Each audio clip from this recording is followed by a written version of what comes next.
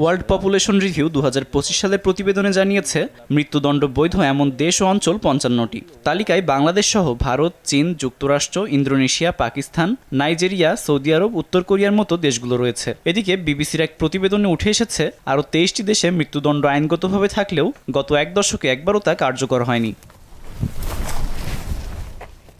Amnesty ইন্টারন্যাশনালের পরিসংখ্যান অনুযায়ী চীনে বিশ্বের সবচেয়ে বেশি মৃত্যুদণ্ড কার্যকর করা হয়।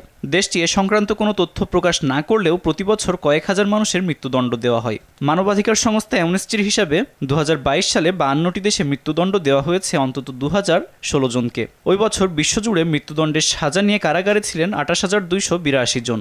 মৃত্যুদণ্ড কার্যকর হওয়ার আগে বছরের পর বছর এমনকি দশক ধরে কন্ডেম সেলে অপেক্ষা করেন অনেক বন্দী। 2022 সালে বিভিন্ন ধরনের অপরাধে 20টি দেশ মৃত্যুদণ্ড কার্যকর করেছে।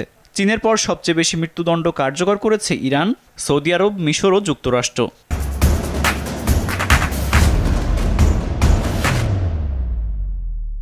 ইরানে এবছরও প্রকাশ্যে মৃত্যুদণ্ড কার্যকর করা হয়েছে।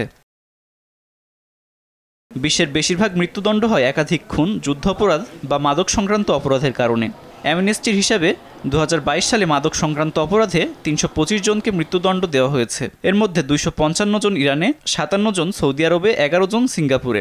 2023 সালে সিঙ্গাপুর প্রায় 20 বছর পর প্রথমবারের মতো একজন নারী অপরাধীকে মৃত্যুদণ্ড দিয়েছিল। 2022 সালে বিশ্বের 112টি দেশে মৃত্যুদণ্ড আদৌ কার্যকর করা হয়নি। 1991 সালে এই সংখ্যা ছিল 48। 2022 সালে 6টি দেশে নতুন করে মৃত্যুদণ্ড আংশিক বা পুরোপুরি বাতিল করেছে। এর মধ্যে কাজাকিস্তান, পাপুয়া নিউগিনি ও মধ্য আফ্রিকা প্রজাতন্ত্র মৃত্যুদণ্ড পুরোপুরি বাতিল করেছে। আর ইকুয়েটোরিয়াল গিনি ও জাম্বিয়া জানিয়েছে মৃত্যুদণ্ড শুধু সবচেয়ে গুরুতর অপরাধের ক্ষেত্রে প্রযোজ্য হবে। সৌদি আরবই একমাত্র দেশ যারা শিরোচ্ছেদকে মৃত্যুদণ্ডের আনুষ্ঠানিক পদ্ধতি হিসাবে উল্লেখ করেছে। অন্য দেশে ব্যবহৃত পদ্ধতিগুলোর মধ্যে রয়েছে ফাঁসি, প্রাণনাশী ইনজেকশন ও গুলি করে হত্যা। গত বছর যুক্তরাষ্ট্রে প্রথমবারের মতো এক খুনির মৃত্যুদণ্ড কার্যকর করা হয় নাইট্রোজেন গ্যাস ব্যবহার করে। আব্দুল মালেক, RTV।